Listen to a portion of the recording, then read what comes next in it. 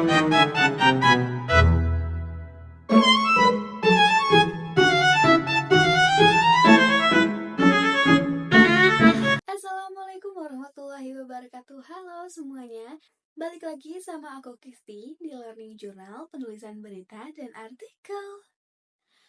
Hari ini kita akan membahas tentang bagaimana cara kita menentukan rubrik dalam koran, serta bagaimana cara kita memilih judul, lead, serta diksi dalam menarik minat pembaca. Yang dimana dalam pembahasan hari ini juga kita akan membahas sekitar 5 poin penting. Yang pertama, kita akan membahas tentang apa itu rubrik dan subrubrik dalam halaman koran. Yang kedua, kita akan membahas tentang apa sih tujuan dari rubrik dan subrubrik pada minat pembaca. Yang ketiga, kita akan membahas tentang bagaimana cara kita memilih judul berita yang tepat. Yang keempat, kita akan membahas tentang jenis-jenis dan penulisan lead atau teras berita. Dan yang kelima, bagaimana cara kita memilih diksi yang efektif dan komunikatif. Tapi sebelumnya kamu udah tahu belum ya tentang pembahasan hari ini? Kalau belum, yuk simak terus videonya. Memasuki pembahasan yang pertama, yaitu pembahasan tentang rubrik dan subrubrik. Apa sih itu rubrik dan subrubrik? Rubrik merupakan kepala ruang atau kategori dalam media cetak yang berfungsi untuk mengelompokkan informasi berdasarkan topik. Contohnya, politik, ekonomi, olahraga, dan gaya hidup.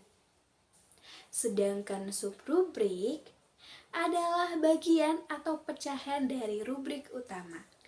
Misalnya, dalam rubrik olahraga terdapat subrubrik sepak bola, bulu tangkis, basket, dan lainnya.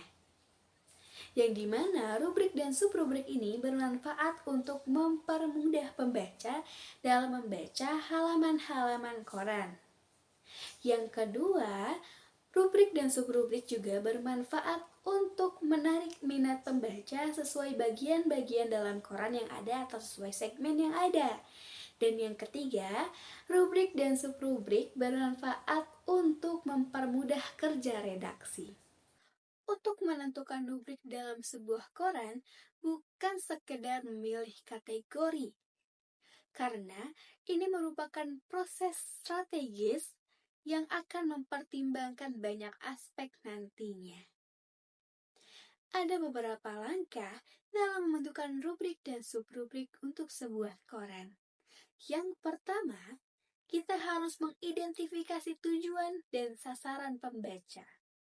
Ketika kita sudah mengidentifikasi atau mengenali siapa yang akan menjadi pembaca kita akan lebih mudah menentukan informasi yang paling relevan.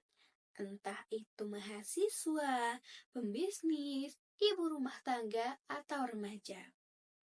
Misal, ketika kita akan menyasar pembahasan ini untuk remaja atau generasi muda, rubrik gaya hidup dan hiburan haruslah lebih dominan. Yang kedua, menentukan rubrik utama. Rubrik utama adalah pengelompokan konten besar, biasanya mencakup berita utama, politik, ekonomi, budaya, olahraga, dan lain-lain.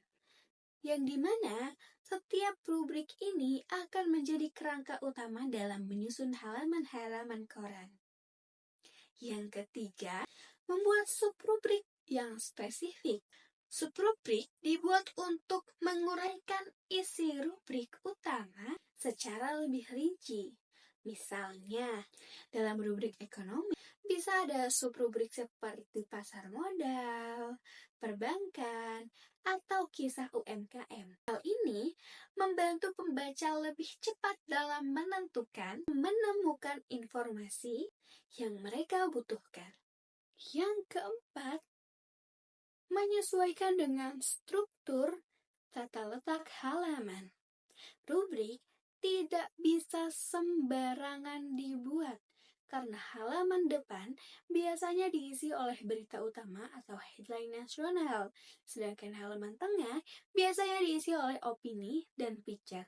Dan halaman belakang biasanya diisi oleh hiburan dan olahraga.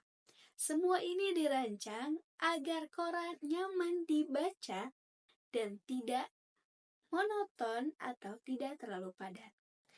Yang kelima, evaluasi dan penyesuaian berkala. Dunia terus berubah. Begitu juga dengan minat pembaca. Maka rubrikasi juga harus dievaluasi. Jika pembaca mulai tertarik dengan isu lingkungan, misalnya, maka bisa dibuat pembahasan tentang penghijauan atau sustainability. Selanjutnya, kita akan membahas tentang judul berita. Judul berita bukan sekedar hiasan di awal berita, karena ia adalah hal yang pertama untuk menghubungkan kita ke dalam isi berita. Dalam dunia jurnalistik, judul ibarat sebuah iklan. Isinya harus menarik, padat, namun tetap mencerminkan isi dari apa yang ingin disampaikan. Judul yang baik haruslah provokatif, singkat dan padat, relevan, fungsional, formal, dan spesifik. Selanjutnya kita akan membahas tentang lead berita. Lead atau teras berita merupakan paragraf pertama yang berisikan inti berita. Seperti pintu masuk, lead haruslah mampu memikat pembaca dan membuat mereka ingin terus membaca. Ada beberapa jenis lead, di antaranya lead ringkasan. Lead ini biasanya menyampaikan suatu inti berita dalam satu paragraf. Yang kedua, lead naratif atau lead bercerita. Lead ini biasanya ditulis seperti menggambarkan suasana atau kejadian layaknya bercerita. Yang ketiga, lead deskriptif. Lead ini fokus pada deskripsi visual atau suasana. Yang keempat, lead kutipan. Biasanya ditulis dengan mengutip atau menyertakan suatu pernyataan dari seorang tokoh atau narasumber. Yang kelima, lead bertanya. Biasanya, lead ini seperti mengajukan pertanyaan kepada pembaca. Yang terakhir kita akan membahas tentang diksi dalam berita. Dalam dunia jurnalistik, diksi bukan hanya sekedar memilih kata yang benar, tetapi juga tentang memilih kata yang tepat. Kata-kata memiliki kekuatan untuk membentuk persepsi dan membangun suasana.